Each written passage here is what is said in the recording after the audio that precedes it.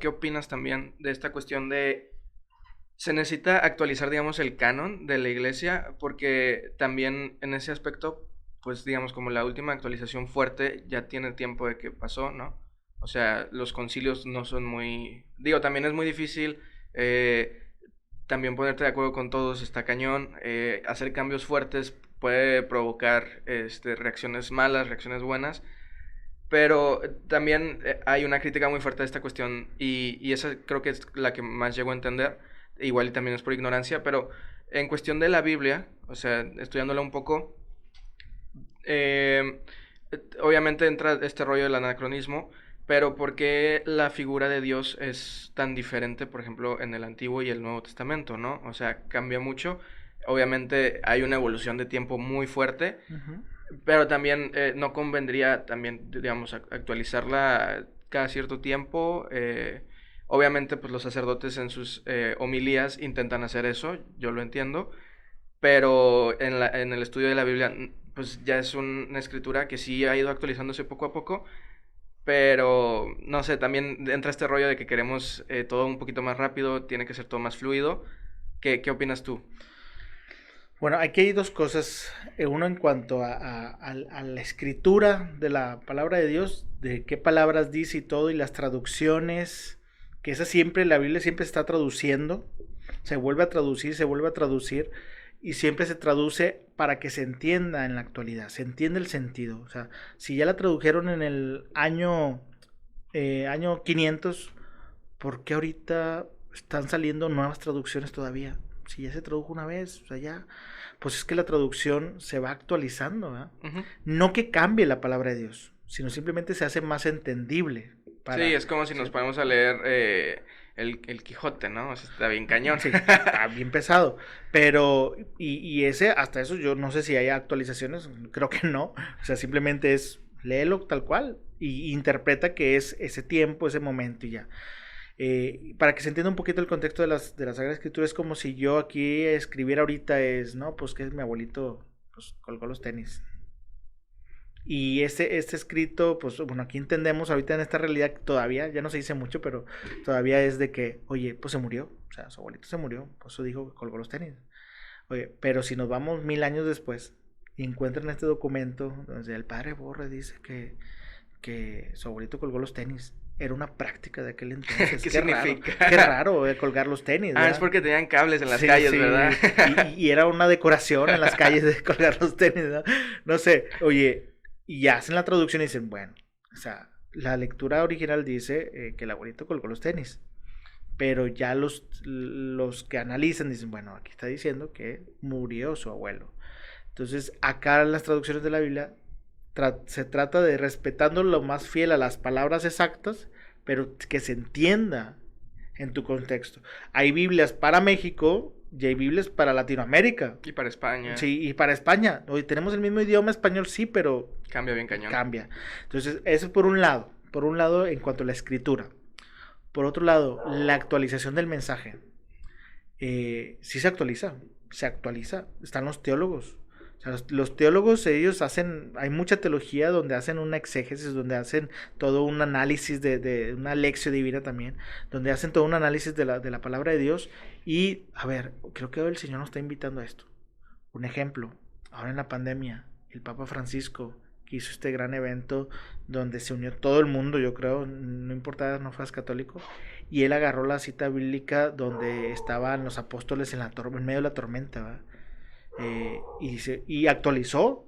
Estamos en medio de una tormenta, pero ¿de dónde que estamos sujetados? Y esto y lo otro. O sea, está actualizando la palabra de Dios porque la palabra de Dios es viva, es eficaz, entonces actualiza en el momento.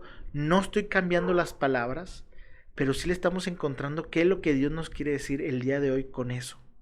O sea, y es impresionante cuando uno se mete a estudiar la palabra de Dios, es impresionante cómo está hecha la palabra de Dios, cómo estas palabras acá quieren decir esto y cómo se hila y cuál es el trasfondo, por qué dijo Jesús estas palabras ¿Y y no otras. no crees que pasa este fenómeno, por ejemplo, de las nubes, de interpretación? No sé, vemos una nube y digamos alguien ve una luna y yo veo un queso y alguien más ve un perro. O sea, Sí, sí se da, o sea, sí se da, pero Sí, sí se da, pero tienes que tener un buen contexto, un buen conocimiento de la Biblia para saberlo interpretar de la manera más fiel. Sí, entre más Sí, contexto e investigación, sí, pues creo que porque si no nos vamos de que, ay, corta tu mano si es causa de pecado, oye, te la vas a cortar literalmente, pues no, ¿verdad? La vas a interpretar, pero no dudo que hay alguien en la humanidad haya hecho, yo creo que sí hay casos ahí documentados de que gente que lo tomó literal y lo Saludos al hizo. Bronco. Sí, saludos al Bronco, no.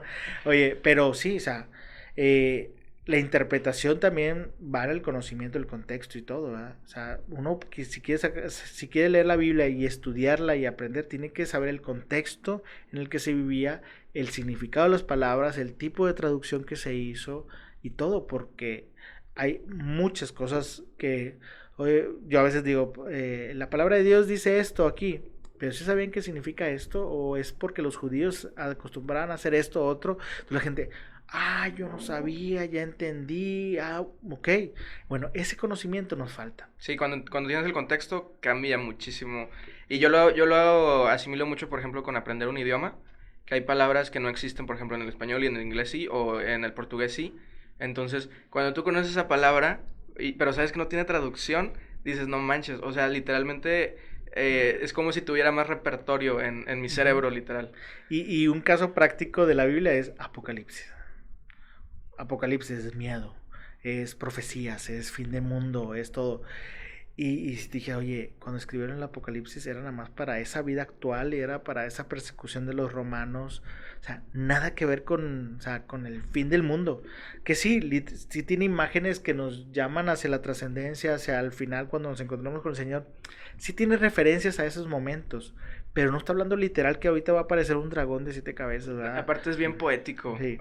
O sea, es como si nos pusiéramos a analizar poesía como si fuera pues un libro de texto histórico, ¿no? Está cañón. Oye, Caperucita Roja, o sea, el lobo va a aparecer en cualquier momento, el lobo nos va a comer. Sí. Sí, entonces, oye, no, es que esta es una historia que enseña algo, ¿verdad? Pues también acá el Apocalipsis fue escrito con un tipo de escritura o de narración que ya no se maneja el día de hoy. Y lo interpretamos así, y el 666 a veces me da risa de que los satánicos y todo, de que el 666 se refería al emperador romano, o sea, nada que A ver, Nerón, sí, ¿no? sí, pero pues oye, no, ahorita ya lo utilizan de que sí, para ir en contra de la iglesia y todo, no, hijo, no, creo que entendiste mal. Sí, y ya lo último, que era parte de esta misma pregunta, ¿por qué Dios va cambiando tanto conforme el tiempo? ¿Es porque nosotros evolucionamos y lo conceptualizamos diferente? ¿O cómo funciona? En la palabra Porque de Dios, o sea, que al principio era como que el Dios guerrero, el Dios sí, claro. Sobre castigador. todo porque venían un pueblo guerrero, ¿no? Que peleaba por un lugar donde establecerse. Sí, sí hay una pedagogía, o sea, la Biblia no se tiene que entender que es una pedagogía, es un aprendizaje de Dios. Y los mismos judíos lo entendían, el pueblo de Israel. Por ejemplo, el pueblo de Israel, no, nuestro Dios es el Dios de los ejércitos, nadie nos va a ganar. Y ciertamente se llevaba una racha de no, nunca perdían y fueron conquistando y llevaron a la tierra prometida y todo. Pero llegó Nabucodonosor, que nadie puede pronunciar a veces, y él les ganó, los hizo prisioneros. Entonces, chécate ahí la transformación, la maduración de la fe. Porque los judíos dicen, oye, ¿cómo que nosotros tenemos un Dios de los ejércitos? Y mira, aquí estamos de prisioneros, no podemos hacer nada. Entonces, el pueblo israelí dijo, bueno, pero ¿sabías que aparte del Dios de los ejércitos, es el Dios de la creación? E hicieron ahí escribieron, en ese momento de ser prisioneros, escribieron el Génesis. O sea, bueno, aparte de ser el Dios de los ejércitos, también es el de la creación. Él creó todo. ¿Y cómo lo hizo? Bueno, pues en 7 días y esto y lo otro. Es que ahí va otro punto, es 7 días, es 7 porque 7 es el número de la perfección. Entonces lo que estaban diciendo los judíos en ese entonces, el pueblo de Israel que entendía que el 7 era perfección, entonces decían, bueno, en 7 días, quiere decir que creó en perfecto la creación. Que ahorita decimos en una semana, pero de hecho en ese momento la semana no era lunes, martes, eso es... Exacto, también. O Sí. sea, entonces, a ellos se referían a 7 como el número de la perfección. Entonces, ellos hicieron toda una catequesis, toda una formación para que el pueblo de Israel no perdiera la fe, sino más bien la madurara y decir, sí, somos un pueblo de Dios del ejército, pero también es Dios de la creación, y esto estamos pasando por una etapa de prueba, y bueno, y así fue, así va madurando, ¿verdad? Y Jesús vino, yo no vengo a cambiar ningún punto ni una coma, yo vengo a darle plenitud a lo que ya saben, a que lo entiendan bien. Pero también según los judíos, pues sí rompió ciertas leyes que para ellos eran, ¿no? Sí, rompió porque el pueblo judío también llegó a ese extremo de era la ley por la ley y Claro. no el espíritu.